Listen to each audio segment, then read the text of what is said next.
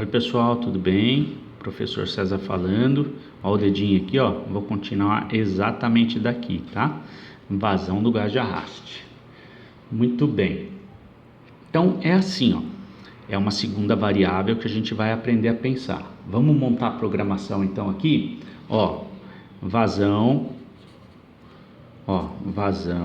do gás de arraste vai ser 20 ml por minuto. É para ela que a gente vai olhar, tá?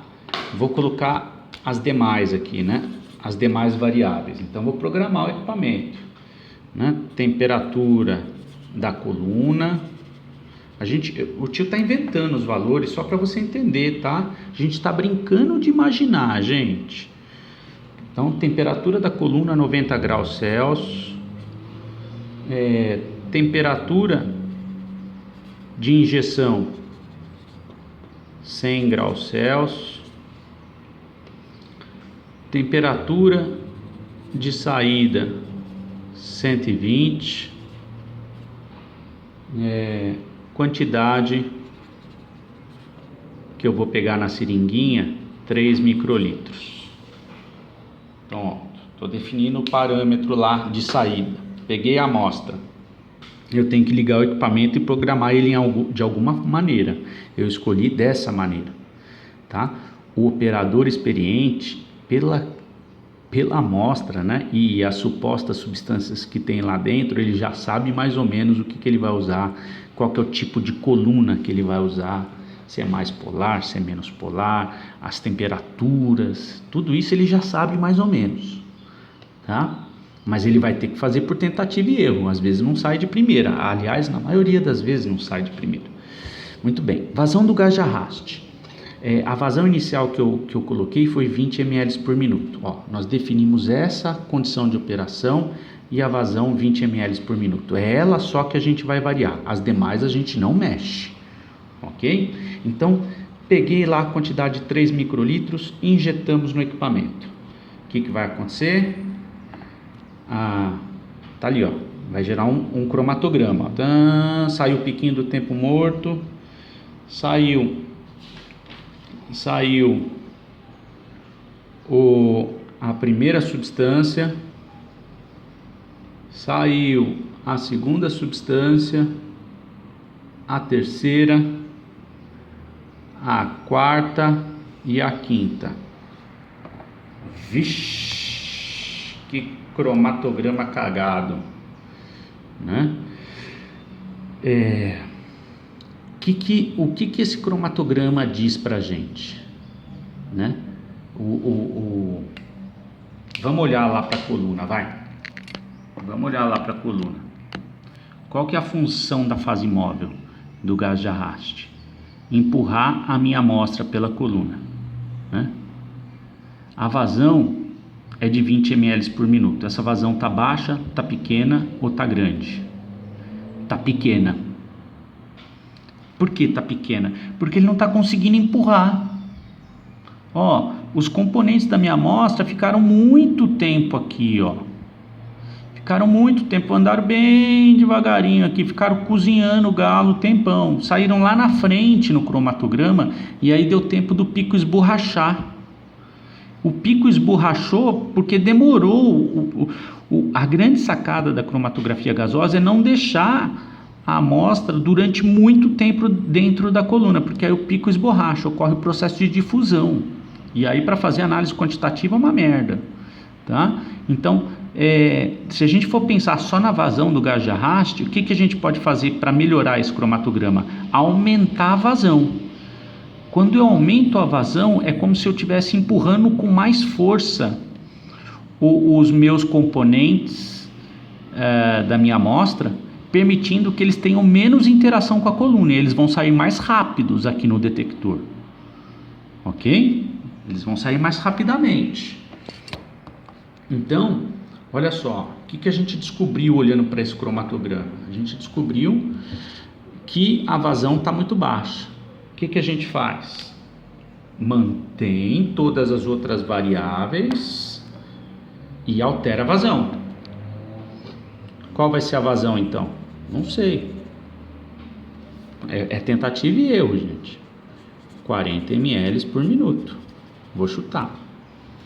O que é que eu pego agora? O que é que eu faço? Eu pego a minha amostra, 3 microlitros, e injeto lá, né? E aí vai sair o cromatograma. Olha o cromatograma saindo. Olha lá, ó. Olha lá.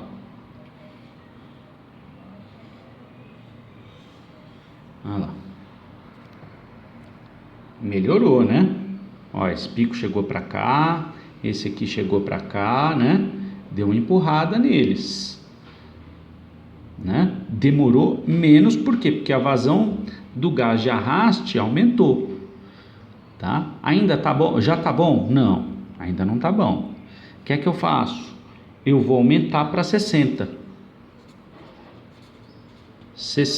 ml por minuto, tá? Poderia ser 80, poderia ser 50, poderia ser 45, não sei, né? É tentativa e erro, gente. Não tem vida fácil. Então, quando eu programo a 60 ml por minuto e deixo todos os outros parâmetros de maneira igual, eu vou lá, vou pegar e vou injetar. Injetei. Olha só o que vai acontecer, né? Olha, eu estou inventando esses valores, tá? Olha que bonitinho. Vixe. Olha. Cheguei no cromatograma ideal, ó. Puxei todo mundo, ó. Eles demoraram...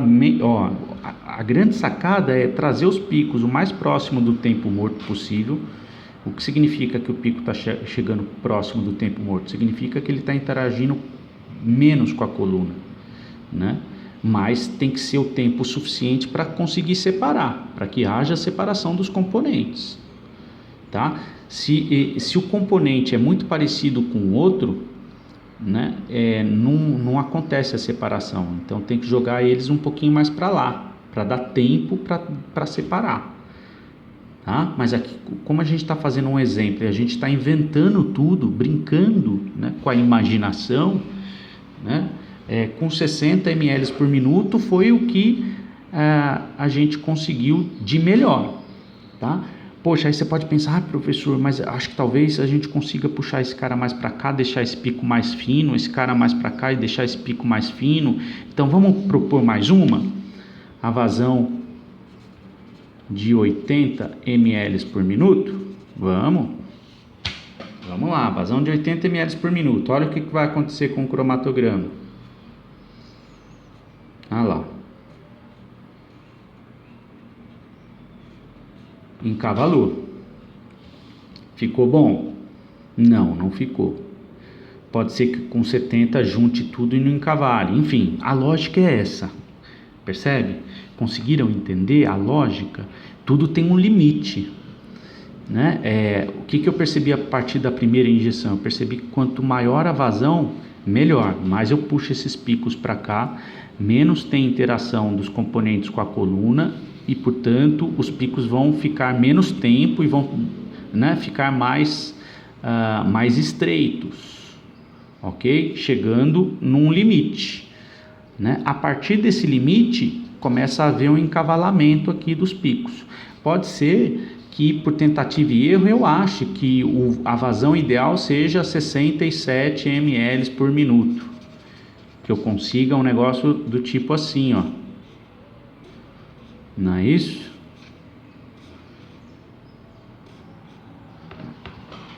Pode ser, tá? Mas aí a gente tem que ir por tentativa e erro. Gente, tá claro isso? Todo mundo entendeu como é que funciona a vazão? Então a vazão é um parâmetro também que costuma trazer grandes melhorias na qualidade do meu cromatograma.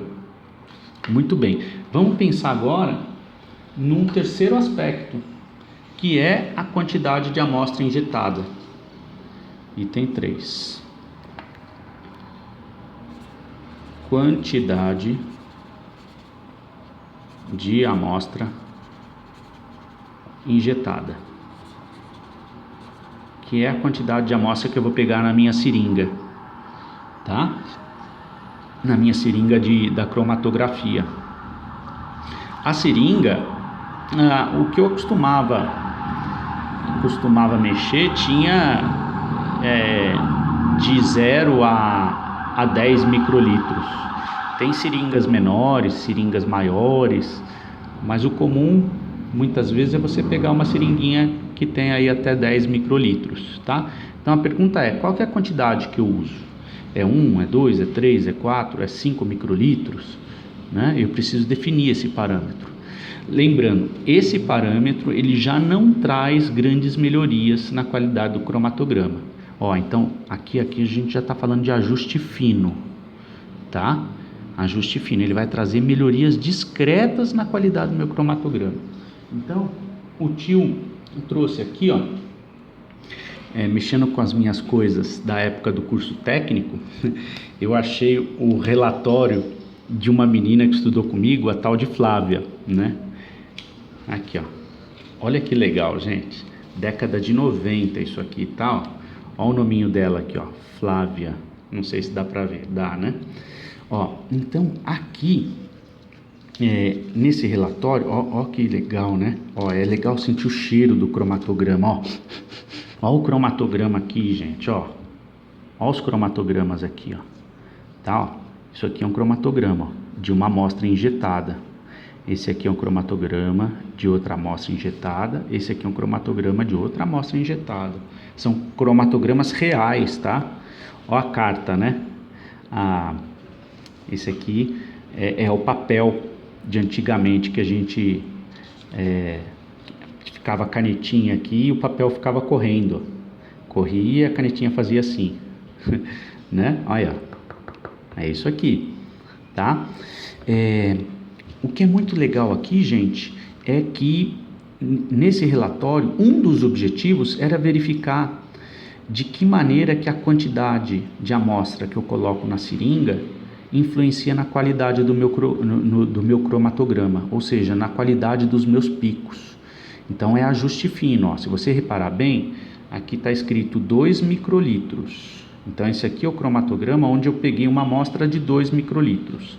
Aqui está escrito 4 microlitros, deixa eu virar a folhinha para você ver, Olha lá, a letrinha da Flávia é bonitinha, Aliás, não só a letrinha, ela também era bonitinha. Bom, mas bobagem, vamos lá. 2 microlitros, 4 microlitros, 6 microlitros injetados. Tudo bem? Aí, olha só. Visualmente, né, é difícil de você perceber a diferença de qualidade. Aparentemente, se a gente olha só para esse pico que ela mexeu aqui, se você reparar bem, no visual dá para perceber, esse pico ele tá um pouquinho mais fino que esse, que é o pico de analito de interesse, tá? Que tá mais fino do que esse. Então, o que a gente percebeu com essa cromatografia, com essa análise cromatográfica? Que quanto menor a quantidade injetada, melhor, mais fino saía esse pico de interesse desse analito, né? Então, é ajuste fino, é muito sutil a diferença, mas eu consigo verificar visualmente. Tem um parâmetro na cromatografia gasosa que a gente não viu, que eu gostaria muito de ter visto com vocês, que é o parâmetro do número de pratos teóricos, que é o N. Nós não vimos porque ia dar uma trabalheira medonha, eu ia ter que fazer um super passeio. É maravilhoso esse passeio, né? Uma viagem na maionese, para você entender a ideia que está por trás do número de pratos teóricos. Então, o tio resolveu deixar para lá. Por quê? Porque visualmente, dá para você conseguir perceber, né, as diferenças, as sutis diferenças. Mas o legal do número de pratos teóricos é que quanto maior o número de pratos teóricos, mais eficiente é a cromatografia. Ele está associado com a eficiência do processo cromatográfico, né? E aí, quando você calcula, salta aos olhos a eficiência, né? Quando o sistema de injeção eu uso 2 microlitros, o número de pratos teóricos deu 361. Quando eu uso 4 microlitros, o número de pratos teóricos caiu para 215. Ela errou aqui o cálculo, eu refiz aqui para ela, tá? Quando eu uso 6 microlitros, o número de pratos teóricos deu 177,78. Então, fica muito evidente quando a gente bota na fórmula para calcular quantitativamente essa qualidade de pico, que dá para a gente verificar visualmente, fica muito visual, né? Ó, o número de pratos teóricos é 361, aqui é 215, aqui é 177, né? Então 2 microlitros aqui, ó, olhando para a fórmula, é sem dúvida o melhor resultado, tá? Tudo bem? Nossa, eu nem tô olhando para a folhinha dela, eu nem sei se vocês viram tudo, ó. Tudo bem? Legal, gente? Bom, falei que ia ser rapidinho, né? Agora, os dois primeiros parâmetros que trazem grandes melhorias, eles são mais chatinhos de explicar. Agora, entendido a lógica, né? E pensando em melhorias mais discretas, os outros parâmetros, eles são mais rápidos. Ó, já falamos do item 3, vamos para o item 4. Qual que é o item 4? Temperatura de injeção. Que é a temperatura aqui, ó. Né? Então, eu tenho que conhecer a minha amostra que eu vou estar injetando. A programação aqui é sempre 50 graus acima do composto, do ponto de ebulição do composto menos volátil, para eu garantir que ela faça o processo de... A ideia é injetar uma pequena quantidade aqui para ela fazer... Né? E esse vir para dentro da coluna, né? Para garantir que a coluna não entupa. Tudo bem? Tranquilo? Bom, tá explicado a temperatura de injeção. Então aqui não tem muita frescura na temperatura de injeção, né? A lógica é 50 graus acima do composto, do ponto de ebulição do composto menos volátil. Você pode até de repente mexer para ver as diferenças, mas as diferenças no cromatograma elas serão sutis, assim como lá do volume de injeção, tá? Você consegue mexer nisso também, colocar acima de 50, por exemplo. Você poderia pensar, eu vou colocar aqui a temperatura acima de 50 graus, acima, então não vou usar 50 graus acima do ponto de ebulição do componente menos volátil, eu vou usar 70, 80, 60. Você pode fazer essa brincadeira também, para perceber as diferenças, as sutis diferenças que vão aparecer no cromatograma, tá? Item 5. Injeção manual ou automática. Gente, eu coloquei esse parâmetro para a gente pensar no seguinte: a injeção automática, ou seja, é uma varetinha que vai lá e injeta, né? É um robozinho que vai lá e injeta, ela é infinitamente melhor do que a injeção manual, né? Porque o robozinho sempre injeta a amostra do mesmo jeito. A amostra manual parece simples ir lá e injetar, mas não é. Tem todo um esquema, né? Quando o tio estudou cromatografia, o professor ensinava que o sistema de injeção manual, ele tinha 3 etapas, né? E é super difícil de fazer essas 3 etapas. Você pegava aqui a agulhinha, né? Olha lá, deixa eu pegar aqui. O sistema de injeção era assim, ó. Você pegava a injeção, aí era 3 etapas. A primeira era enfiar, a segunda era injetar e a terceira tirar, né? Então vamos lá, ó. Enfia, injeta, tira. Só que isso tinha que ser rapidinho. Enfia, injeta, tira. Enfia, injeta, tira. Por que tinha que ser desse jeito? Se dá uma engasgada no meio do caminho, né? Se você não injeta, não faz esse processo bem rápido, né? Gera um efeito no cromatograma. O cromatograma ele sai meio engasgado lá, né? Então tá aqui o piquinho, né? Então, ao invés do composto, ele dá uma engasgada aqui na formação do pico, tá? Então, quando der, dê preferência para sistema automatizado de injeção, tá? Porque a injeção manual, cada operador injeta de um jeito. Isso traz diferença no cromatograma, tá? Item 6. Tipos de detectores. Nossa, escrevi errado. tipos de detectores.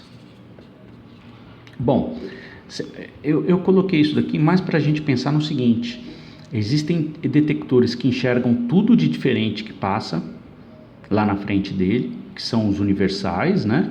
E tem detectores que são específicos, que enxergam, por exemplo, hidrocarbonetos, ou enxergam entidades eletrofílicas. Quer dizer, que se passa uma entidade não eletrofílica lá na frente dele, ele não enxerga, né? Então, é um parâmetro para você tomar cuidado, né? Então, é só uma diquinha. Isso aqui influencia no cromatógrafo. Então, se eu usar uma amostra que tem 5 componentes, se eu usar um detector universalzão lá, ó, ele vai pegar os 5, né?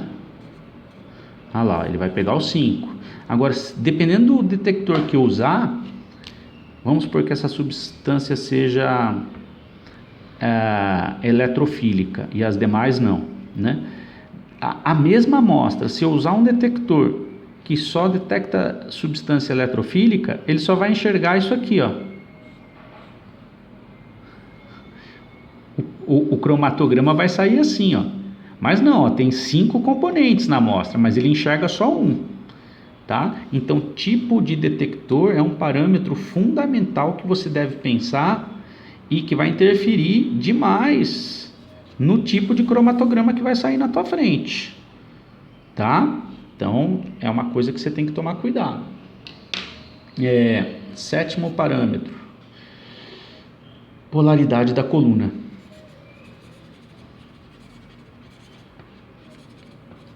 Tá bom? Então, se os teus componentes são polares, né? Você pode usar uma coluninha polar lá para separá-los, né? Se os seus componentes são apolares, você pode usar uma coluninha apolar para separá-los, tá? Agora, se eu tenho misturado, né? Enfim, na verdade, você pode usar qualquer coluna. Professor, eu posso usar, se meus componentes são polares, eu posso usar uma coluna apolar? Pode também, mas vai gerar diferença.